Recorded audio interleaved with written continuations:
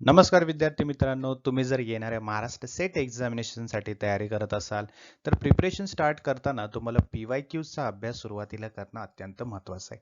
त्यासाठी आजच्या सेशनमध्ये आपण टीचिंग ॲप्टिट्यूडवरती 2011 ते 2015 पर्यंत विचारले गेलेले प्रश्न बघणार आहोत, तेही संपूर्ण स्पष्टीकरणासह. तर हॅलो विद्यार्थी मित्रांनो, ग्लोबल ऑनलाईन मराठी चॅनलवरती सर्वांचं स्वागत आहे. तुम्ही जर येणाऱ्या महाराष्ट्र सेट एक्झामिनेशनमध्ये जास्तीत जास्त मार्क्स येऊन क्वालिफाय करण्याचं स्वप्न पाहत असाल, तर हा व्हिडिओ शेवटपर्यंत पाहायचा आहे. विद्यार्थी मित्रांनो, महाराष्ट्र सेट एक्झामिनेशनच्या प्रिपरेशनला बूस्टअप करण्यासाठी आपल्याकडे लाईव्ह बॅच अवेलेबल आहे. यामध्ये तुमचा संपूर्ण सिलेबस या लाईव्ह बॅचमध्ये कव्हर केला जाणार आहे. लाईव्ह सेशन्स पासून ते फुल सिलेबस मॉक टेस्ट पर्यंत आपल्याकडे सर्व गोष्टी अवेलेबल आहेत. तर येत्या 1 फेब्रुवारी पासून आपली नवीन बॅच सुरू होत आहे. या नंबरवरती व्हॉट्सअप मेसेज किंवा व्हॉट्सअप कॉल करून तुम्ही ही बॅच जॉईन करू शकता किंवा ग्लोबल ऑनलाईनचं ॲप्लिकेशन डाउनलोड करून ॲप थ्रू सुद्धा तुम्ही बॅच जॉईन करू शकता. 7 ऑगस्ट 2011चा हा प्रश्न आहे. अर्थपूर्ण अध्ययनाचा सर्वोत्कृष्ट दर्शक म्हणजे काय? ए. परीक्षेत 80% अधिक गुण संपादनाची क्षमता. बी. एकही चूक न करता शिकलेला आशय अभिव्यक्त करण्याची क्षमता. सी. ज्ञानाचे समस्या निराकरणात उपाययोजन करण्याची क्षमता. आणि डी. ज्ञानाची दीर्घकाळ धारणा व यादृच्छिकरित्या प्रत्यावाहनाची क्षमता. तर याचा राईट आन्सर आहे ऑप्शन सी, कारण ज्ञानाचे समस्या निराकरणात उपाययोजन करण्याची क्षमता म्हणजे तुमचं जे ज्ञान आहे त्याला तुम्ही प्रॉब्लेम सॉल्व्ह करण्यासाठी वापरत आहात, है ना. अर्थपूर्ण अध्ययन जर म्हटलं तर ते केवळ पाठांतर आहे का? है ना. 80% गुण हे पाठांतर करून सुद्धा घेऊ शकतो आपण, बरोबर ना. शिकलेल्या गोष्टीवर खोलवर म्हणजे डीपली अर्थ समजून घेणं हे जास्त गरजेचं आहे आणि त्याचा उपयोग प्रत्यक्षात करून घेणं आयुष्यामध्ये किंवा नवीन परिस्थितीमध्ये प्रॉब्लेम सॉल्व्ह करण्यासाठी, है ना. ही अध्ययनाची अर्थपूर्ण काय असते? क्षमता असते. म्हणजे तुमची क्षमता त्याच्यामुळे वाढत असते, राईट. मग एखादा विद्यार्थी जर एखाद्या प्रॉब्लेमवरती योग्य तो विचार करून जर तो सोल्युशन काढत असेल, तर त्याचा खरा अर्थ आहे असं म्हटलं जातं. ठीक आहे. त्यामुळे आपलं ऑप्शन सी जे आहे ते बरोबर आहे. पुढे, विद्यार्थी सक्रिय अध्ययनकर्ता असल्याचा निदर्शक खालीलपैकी कोणता आहे? वर्गात नियमित उपस्थित असतो, व्याख्यानाची काळजीपूर्वक टिप्पणी घेतो, शिक्षकाच्या प्रश्नांना नेहमी उत्तर देतो, की शिक्षकाच्या विधानांशी असहमत असल्यास आव्हान देतो, है ना. याचा राईट आन्सर आहे ऑप्शन डी, जेव्हा शिक्षकाच्या विधानांशी असहमत असल्यास आव्हान देतो. कारण सक्रिय अध्ययन म्हणून विचारले येतं आपल्याला, बरोबर ना. सक्रिय अध्ययन करता, मग सक्रिय अध्ययन म्हणजे फक्त शिक्षक जे आहे ते सांगतात आणि ते आपण ऍक्सेप्ट करतो, ऐकून घेतो, तिथं पुरतं आहे का? नाही.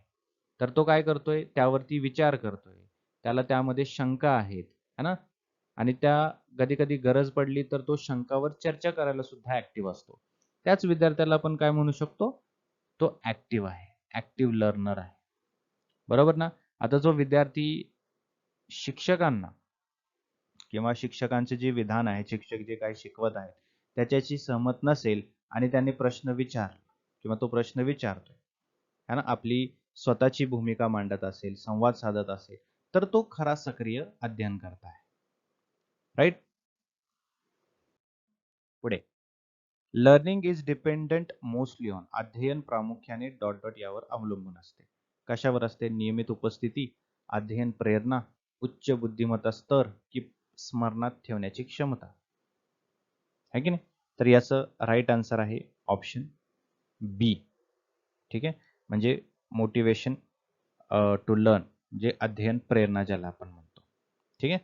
कारण कोणताही विद्यार्थी जर शिकण्यामध्ये स्वतःहून प्रेरित असेल तर तो अधिक उत्साहाने काम करू शकतो, लक्ष देऊन सखोल पद्धतीने तो शिकू शकतो. ठीक आहे. जेव्हा त्याला प्रेरणा जास्त, त्याला शिकण्याची प्रेरणा असेल तर. आणि जेव्हा प्रेरणा विद्यार्थ्यांना असते तेव्हा तेच त्या विद्यार्थ्याच्या शिकण्याच्या प्रक्रियेत मुख्य भूमिका निभावत असतात. ठीक आहे. विद्यार्थ्यांना कोणत्या परिस्थितीत बुद्धिमंथन ब्रेनस्टॉर्मिंग, है ना, ही युजफुल ठरते? ए. गणितातील अवघड समस्या सोडवण्यासाठी, बी एखाद्या ऐतिहासिक व्यक्तीचे विविध गुणधर्म शोधण्यासाठी, सी खुनाच्या रहस्यकथेतील अपराध्याबाबत अंदाज व्यक्त करताना, की डी पाण्याचा अपव्यय कमी करण्यासाठी संकल्पना शोधताना. आता याचं खूप इंटरेस्टिंग आन्सर आहे ऑप्शन डी, असं मी त्याला कन्सिडर करतो की करेक्ट आन्सर आहे. कारण बुद्धिमंथन म्हणजे ब्रेनस्टॉर्मिंग ही एक अशी प्रोसेस आहे ज्याच्यामध्ये वेगवेगळ्या संकल्पना आहेत किंवा वेगवेगळे कल्पना है ना मोकळेपणाने मांडल्या जाऊ शकतात. त्याला ब्रेनस्टॉर्मिंग म्हणतो. त्यावर चर्चा केली जाऊ शकते है ना. त्या कल्पनामधून, त्या कन्सेप्टमधून काही उपाय निवडले जाऊ शकतात. राईट. आता बघा, आपण काय म्हटले तर पाण्याचा अपव्यय है ना कमी करण्यासाठी कल्पना शोधताना, म्हणजे बरोबर आहे. ब्रेनस्टॉर्मिंग मध्ये काय महत्वाचं आहे, नवीन नवीन कल्पना आहेत, उपाययोजना आहेत है ना. आणि जी काही सिच्युएशन आहे त्याबद्दल काय गरज आहे काय नाही हे शोधणं है ना. त्यामुळे अशा जर प्रॉब्लेम्स असतील, आता पाण्याचा प्रॉब्लेम आहे, वेस्टेज, पाण्याचा जास्त वेस्ट होत आहे, ते कमी करायचं आहे है ना, अशी समस्या असतील तर त्यावर विचार करताना ब्रेनस्टॉर्मिंग खूप जास्त युजफुल ठरतं. ठीक आहे. आता गणिताच्या समस्या सोडवायचं म्हटलं तर त्यासाठी काय लागतात, टेक्निक्स लागतात, त्यासाठी सूत्र आहेत, बरोबर. ऐतिहासिक माहिती सापेक्ष असते, करेक्ट. आणि जे आपलं रहस्य कथेचं जे ऑप्शन दिलेलं आहे, खुनाच्या रहस्य कथेतील है ना, हे अंदाजाने सुद्धा सोडले जाऊ शकतात, बरोबर. आणि ती विश्लेषणात्मक असते. त्यामुळे डी हे करेक्ट आन्सर आहे तुमच्या ब्रेनस्टॉर्मिंग बद्दल. पुढे, संगणक सहाय्यक सादरीकरणाबाबत खालीलपैकी कोणते विधान असत्य आहे? विद्यार्थ्याकडे अधिक लक्ष पुरवण्यासाठी शिक्षकाला मोकळे करते. विद्यार्थी निष्क्रिय अध्ययनकर्ता होतो. यातून विद्यार्थ्यांच्या आंतरक्रियांना वाव मिळतो, की याचे विकसन शिक्षक करू शकतो. तर याचा राईट आन्सर आहे ऑप्शन बी, विद्यार्थी निष्क्रिय अध्ययनकर्ता होतो. ठीक आहे. हे विधान काय आहे, असत्य आहे. आपल्याला असत्यच विचारलं ना, असत्य विधान आपलं ऑप्शन बी आहे. हे काय करतं, विद्यार्थ्यांना निष्क्रिय करता का, नाही है ना. आता जे कॉम्प्युटर जे आहे, कॉम्प्युटरचा यूज जरी केलं, कॉम्प्युटर असिस्टेड प्रेझेंटेशन जरी म्हटलं है ना, तर हे योग्य पद्धतीने वापरलं तर विद्यार्थ्यांसाठी खूप आकर्षक आहे. त्यासोबतच खूप जास्त सक्रिय आहे आणि अध्ययन जे आपण करतो, लर्निंग जे आहे त्याचं माध्यम ठरू शकतं. ठीक आहे. मग यामध्ये व्हिज्युअल्स असतात, ॲनिमेशन्स असतात, प्रश्नोत्तर आपण करू शकतो, व्हिडिओ सुद्धा पाहू शकतो है ना. या गोष्टी वापरल्यामुळे ते जास्त सक्रिय बनतात, जास्त अट्रॅक्टिव्ह सुद्धा बनतात. त्यामुळे ऑप्शन बी बरोबर आहे. बरोबर आहे इन द सेन्स कॉम्प्युटरच्या रिलेटेड चुकीचं स्टेटमेंट आहे. मुक्त प्रश्नाचे मूल्यमापन करताना खालीलपैकी मुक्त प्रश्नाचे मूल्यमापन, अच्छा डबल झाले का, मुक्त प्रश्नाचे मूल्यमापन करताना खालीलपैकी सर्वात कमी महत्वाचा निकष कोणता? भाषेची अलंकारिकता, सर्व संबंधित मुद्द्यांचा समावेश, मुद्द्यांची तर्कशुद्ध मांडणी, की सादरीकरणातील मौलिकता. ठीक आहे. याचा राईट आन्सर आहे ऑप्शन ए, फिगरेटिव्हनेस ऑफ लँग्वेज, भाषेची अलंकारिकता. ठीक आहे. आता हा प्रश्न जो आहे तो 27 नोव्हेंबरच्या एक्झामिनेशन मध्ये विचारला गेलेला प्रश्न आहे. याच्या पुढचे ह्या प्रश्नांचे जे डेट आहे, एक्झाम डेट, 27 नोव्हेंबरच असणार. ठीक आहे. बघा काय म्हणतोय प्रश्न, परिणामकारक अध्यापनासाठी सर्वात कमी महत्वाचे शिक्षक गुण वैशिष्ट्य आहे, कोणते आहे ते? परिणामकारक संप्रेषण कौशल्य, विद्यार्थ्यांप्रती सहानुभाव, विद्यार्थ्यांप्रती समभावात्मक अभिवृत्ती, की उच्च शैक्षणिक संपादन है ना. तर यामध्ये ऑप्शन डी बरोबर आहे, हाय अकॅडमिक अचिव्हमेंट, उच्च शैक्षणिक संपादन. राईट. कारण बघा, परिणामकारक अध्यापन म्हणजेच इफेक्टिव्ह टीचिंग, राईट. सर्वात कमी महत्वाचं जर म्हटलं, कमीच विचारलं ना, सर्वात कमी महत्वाचं जर म्हटलं तर तो आहे ऑप्शन डी, राईट. आता प्राथमिक शिक्षण जर म्हटलं, बघा प्राथमिक शिक्षणात शिक्षकासाठी आवश्यक असणारे गुण काय असू शकतात है ना.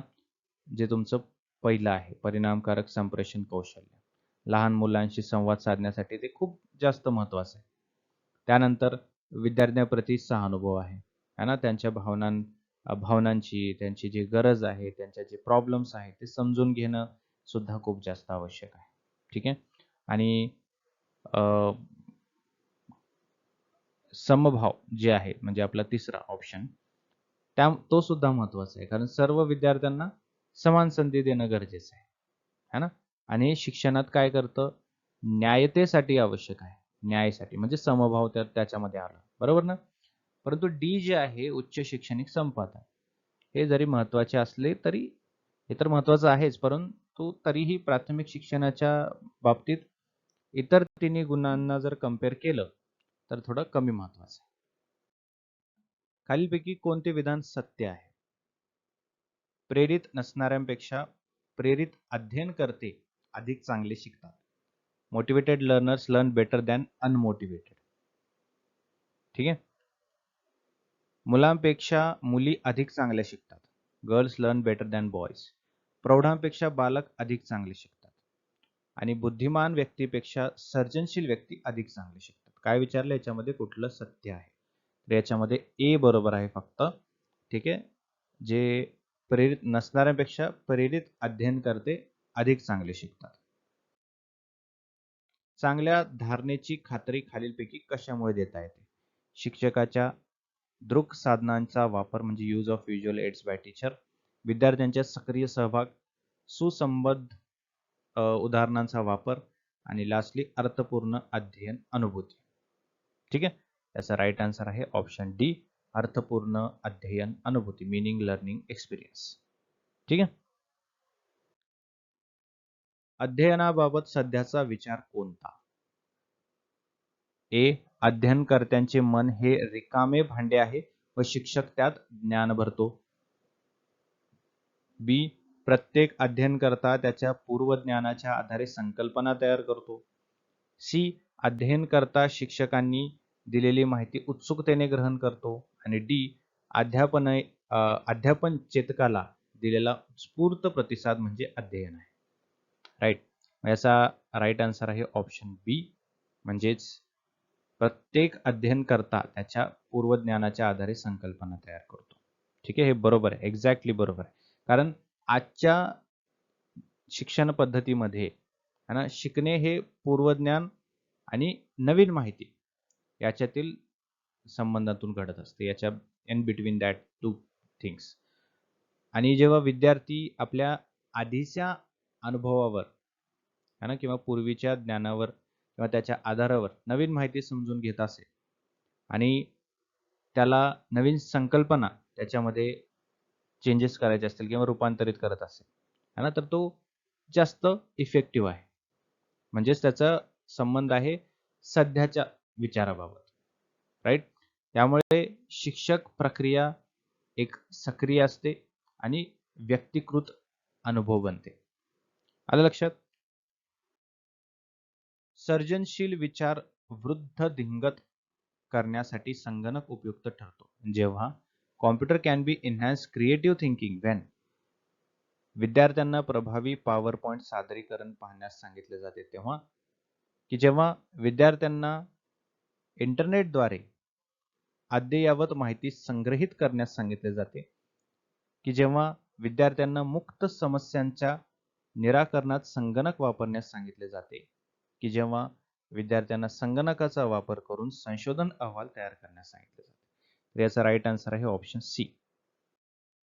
पुढे प्रकल्प प्रात्यक्षिके आणि विद्यार्थ्यांची सादरीकरणे यांचा समावेश करण्याचा प्रमुख उद्देश कोणता? है ना. तर मी उत्तर सांगतो तुम्हाला आणि डायरेक्टली एक्सप्लेन करतो. तो आहे ऑप्शन सी. ठीक आहे. ऑप्शन सी म्हणजे काय? तुमचं मूल्यमापन सातत्यपूर्ण व सर्वंकष करणे. लक्षात, हे त्याचं राईट आहे आन्सर. राईट. म्हणजे बघा, NEP जे आहे नॅशनल एज्युकेशन पॉलिसी व शिक्षणशास्त्र याच्या दृष्टिकोनातून विद्यार्थ्याच्या सर्वांगीण विकासासाठी फक्त लेखी परीक्षा पुरेशी नाही आहे. बरोबर. तर त्यामध्ये प्रकल्प असणं, प्रात्यक्षिक असणं, सादरीकरण असणं याचा समावेश असणं गरजेचं आहे. ठीक आहे. 17 फेब्रुवारी 2013 मधला हा प्रश्न आहे. शिक्षकाची प्रमुख भूमिका, major role of teacher is to provide the student up to date knowledge, विद्यार्थ्यांना अद्ययावत ज्ञान पुरवणे, की विद्यार्थ्यांना अचूक ज्ञान पुरवणे, की विद्यार्थ्यांना ज्ञान प्राप्ती व ज्ञानाची पुनर्रचना यात सहाय्य देणे, की विद्यार्थ्यांना दिलेले ज्ञान दीर्घकाळ स्मरणात ठेवण्यात सहाय्य देणे.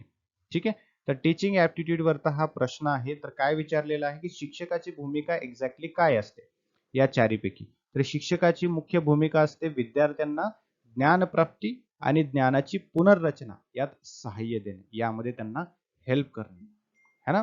विद्यार्थ्यांना काय गरजेचं आहे, विद्यार्थ्यांना काय नॉलेज दिलं पाहिजे, यामध्ये त्यांना हेल्प करणं. अध्ययनावर सर्वाधिक परिणाम करणारी अध्ययनकर्त्याची वैशिष्ट्ये काय आहेत. ठीक आहे. सामाजिक आणि आर्थिक पार्श्वभूमी, बुद्धिमत्ता आणि अभ्यास सवयी, अभिक्षमता आणि प्रेरणा, की वय आणि आरोग्य. तर यामध्ये करेक्ट आन्सर आहे option C, aptitude and motivation. अभिक्षमता आणि प्रेरणा हे असे कॅरेक्टरिस्टिक्स आहेत, हे असे वैशिष्ट्य आहेत अध्ययनकर्त्याचे जे की अध्ययनावर परिणाम करतात. ठीक आहे. याचा इम्पॅक्ट पडतो, याचा इफेक्ट पडतो तुमच्या शिकण्यावरती. राईट. पुढे, व्याख्यानाचा प्रमुख दोष म्हणजे काय. The main drawback of lecture. लेक्चरचा काय ड्रॉबॅक आहे. विद्यार्थी कंटाळतात आणि परिणामी अवधान देत नाहीत, की विद्यार्थ्यांना तयार उत्तरे मिळतात आणि ते आळशी बनतात, की विद्यार्थी निष्क्रिय स्वीकारक बनतात आणि विचार करत नाहीत, की विद्यार्थी टिपणे घेण्यात गुंततात आणि थकून जातात है ना. तर यामध्ये सर्वात महत्वाचा आन्सर आहे, सर्वात जास्त मोठा ड्रॉबॅक आहे, विद्यार्थी निष्क्रिय स्वीकारक बनतात आणि विचार करत नाहीत. स्टुडंट्स काय म्हणतात, जास्त पॅसिव्ह बनतात है ना, रिसिव्हर बनतात, ते जास्त विचार करत नाहीत. हे सगळ्यात जास्त चुकीचं आहे. ठीक आहे. पुढील प्रश्न, जर ज्ञान प्राप्तीसाठी अध्ययन हे शिक्षणाचे ध्येय असेल तर विद्यार्थ्यांना ए, अद्ययावत जागतिक ज्ञान पुरवावे, आधुनिक तंत्रज्ञानाच्या साहाय्याने शिकवावे, सी, अधिक सखोल स्वाध्याय द्यावेत, की डी, स्व अध्ययनाला प्रोत्साहित करावे है ना. If learning to know is aim of education then student should be encourage for self learning. ठीक आहे. कोणत्या प्रयत्नाने विद्यार्थ्यांच्या ग्रंथालय वापराला चालना मिळेल. ठीक आहे. वाचन कौशल्य व अभिरुचीचा विकास, नवी पुस्तके व नियतकालिके यांचे आकर्षक प्रदर्शन, शिक्षकांनी दिलेले वाचन स्वाध्याय, की ग्रंथालय समितीवर विद्यार्थी प्रतिनिधींची नियुक्ती. याचा राईट आन्सर आहे ऑप्शन ए. म्हणजेच असे कुठले एफर्ट्स आहेत जे की विद्यार्थ्यांना है ना लायब्ररीसाठी प्रेरित करते. तर ते आहे development of skills and interest in reading, वाचन कौशल्य व अभिरुची विकास. या प्रयत्नांनी काय होऊ शकतं, विद्यार्थ्यांच्या ग्रंथालय वापराला चालना मिळू शकते. सध्याच्या मूल्यमापन प्रणालीत खालील बाबतीत मर्यादा आहेत. म्हणजे सध्याचं जी इव्हॅल्युएशन सिस्टीम आहे त्यामध्ये काय काय लिमिटेशन्स आहेत. तर ते लिमिटेशन्स आहेत ऑप्शन बी, म्हणजेच predicting success in life and vocation, जीवन आणि व्यवसायामध्ये यश म्हणजे सक्सेस जे आहे ते भाकीत करणे. ठीक आहे. 1 डिसेंबर 2013 मधला हा प्रश्न आहे. अभ्यासक्रमात प्रात्यक्षिक कार्य समाविष्ट करण्याचा प्रमुख हेतू म्हणजे काय. बरोबर. सैद्धांतिक भागावरील अतिरिक्त भर कमी करणे, विद्यार्थ्यांच्या विविध कौशल्यांचा विकास करणे, विद्यार्थ्यांना परीक्षेत अधिक गुण मिळवण्यात मदत करणे, की विद्यार्थ्यांना वर्षभर गुंतवून ठेवणे है ना. तर तो आहे विद्यार्थ्यांच्या विविध कौशल्यांचा विकास, म्हणजे त्यांचे जे स्किल्स आहेत, वेगवेगळे स्किल्स त्यांना डेव्हलप करणं है ना, हे समाविष्ट आहे. पुस्तक वापरून उत्तरे लिहिण्याच्या चाचण्याची शिफारस करण्याचे प्रमुख कारण म्हणजे काय. ए, त्यांच्यामुळे परीक्षांमधील गैरव्यवहार कमी होतात. बी, विद्यार्थ्यांना परीक्षेच्या तयारीसाठी वेळ घालवावा लागत नाही. सी, त्यांच्यामुळे यांत्रिक स्मरणावरील भर कमी होतो. की डी, परीक्षेच्या वेळी विद्यार्थी निश्चित असतात. तर याचा राईट आन्सर आहे त्यांच्यामुळे यांत्रिक स्मरणावरील भर कमी होतो. ठीक आहे. अध्यापनात आंतरजालाचा सर्वोत्तम उपयोग कोणता. अत्याधुनिक माहिती पुरवण्यासाठी, म्हणजे प्रोव्हाइडिंग लेटेस्ट इन्फॉर्मेशन. ठीक आहे, त्याचा इंटरनेटमध्ये जास्त वापर होतो. बेस्ट यूज ऑफ इंटरनेट जर म्हटलं तर अत्याधुनिक माहिती पुरवण्यासाठी त्याचा होऊ शकतो.